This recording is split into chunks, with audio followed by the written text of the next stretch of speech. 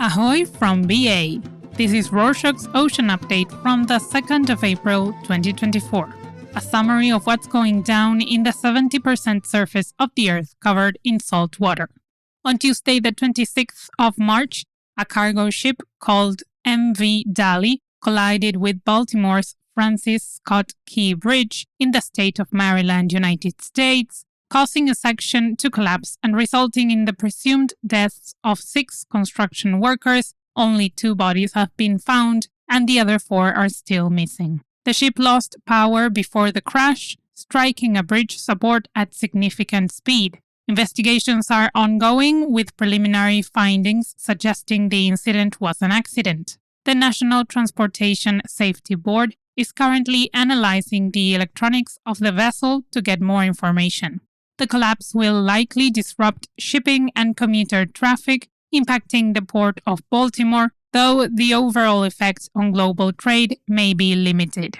Moving on, ocean scientists aboard the research vessel Atlantis went through an ocean expedition and they discovered 5 new hydrothermal vents in the eastern tropical Pacific Ocean. The scientist crew returned to port in San Diego after discovering the vents on the seafloor at a depth of 2,550 meters, more than 1.5 miles. The vents emit fluids hotter than 300 Celsius or 570 Fahrenheit and are located on the East Pacific Rise, where 2 tectonic plates are splitting apart with a speed of 11 centimeters, more than 4 inches per year. The undersea robot Sentry mapped the area at night, providing high-resolution maps that the scientists used to plan dives. Still in the Pacific Ocean, researchers have discovered 2 distinct species of killer whales along the Pacific coast, despite assumptions believed for a long time that there was a single global species. According to the study published by the National Oceanic and Atmospheric Administration, or NOAA, Fisheries on Wednesday, the 27th of March, through genetic and behavioral evidence, scientists made a distinction between resident and big killer whales, previously considered one species. The genetic data revealed significant genetic differences between the 2 ecotypes, and the behavioral ones showed that resident killer whales feed on fish like salmon, while big killer whales prey on seals and other marine mammals. In other news, on Wednesday, the 6th of March, around 2,000 earthquakes occurred 150 miles or 240 kilometers off the coast of Vancouver Island. The seismic activity centered on the Endeavour site is not a threat but provides insights into the formation of a new oceanic crust. The region is located in the Juan de Fuca Ridge and stretches and thins the crust, allowing magma to rise and solidify into new crust. On the 6th of March, Ocean Networks Canada detected around 200 earthquakes per hour. Researchers are still closely monitoring the area, seeking answers about crust formation and magma sources.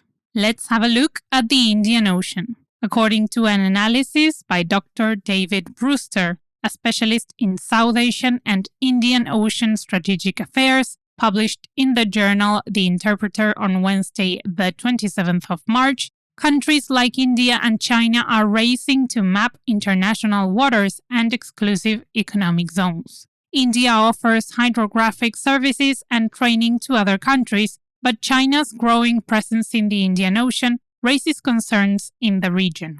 The United States, Britain, and Australia are stepping in to help nations build their own mapping capabilities. These developments show that a bigger competition is starting to decide who controls important hydrographic data in the region. According to Dr. Brewster, collaborative efforts will be key to managing maritime territories effectively.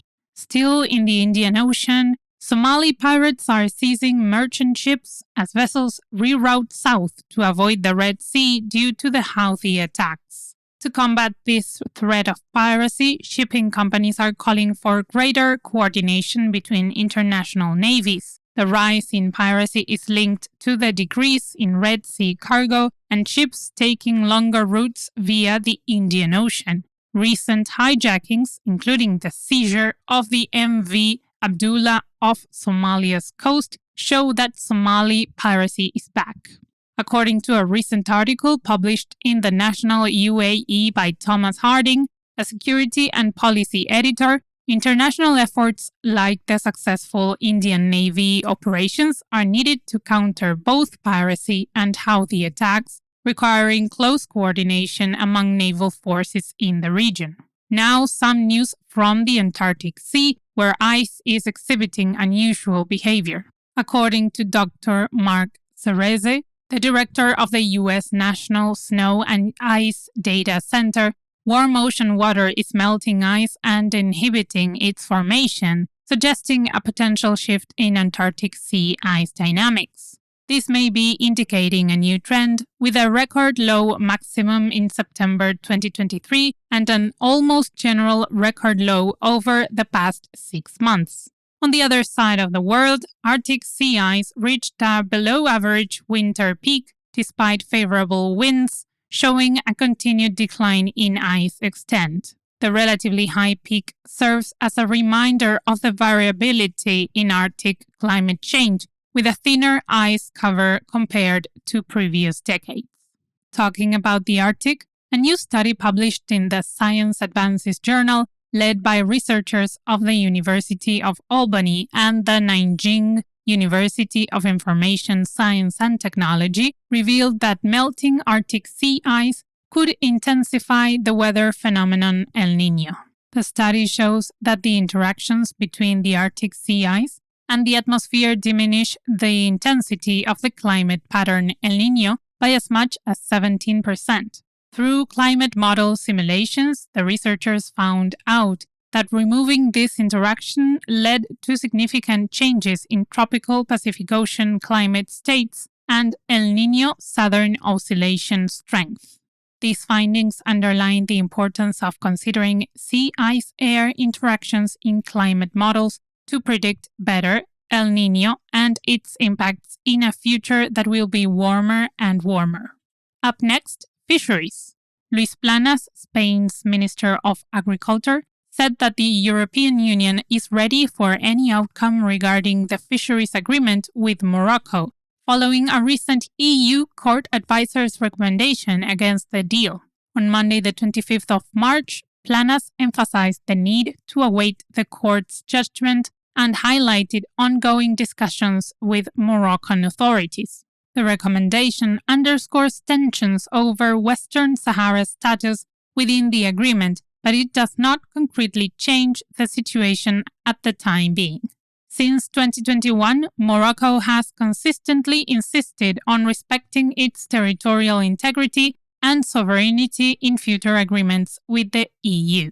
What about seabed mining? At the 29th session of the International Seabed Authority in Jamaica, which took place from the 18th until the 29th of March, Uncle Sol, a member of the Greenpeace International Delegation, emphasized the importance of indigenous representation in discussions about deep-sea mining.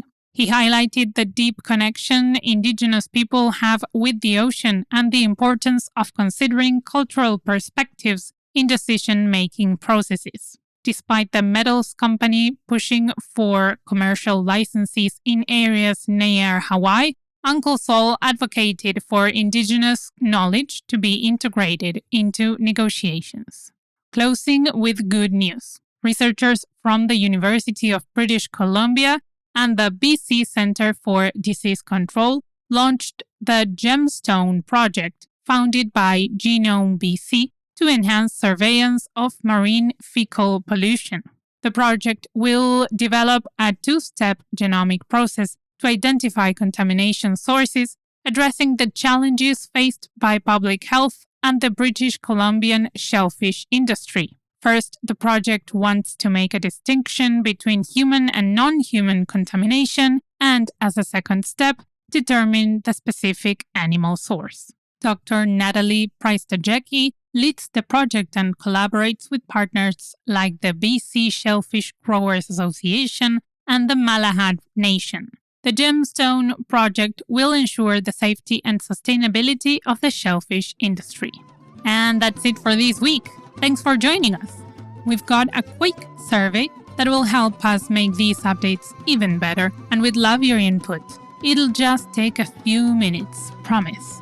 We get it, you might be thinking, I'm taking a shower, or I'm behind the wheel, or you keep talking about these show notes and I don't even know what they are. But please, please, please, please check them out. See you next week.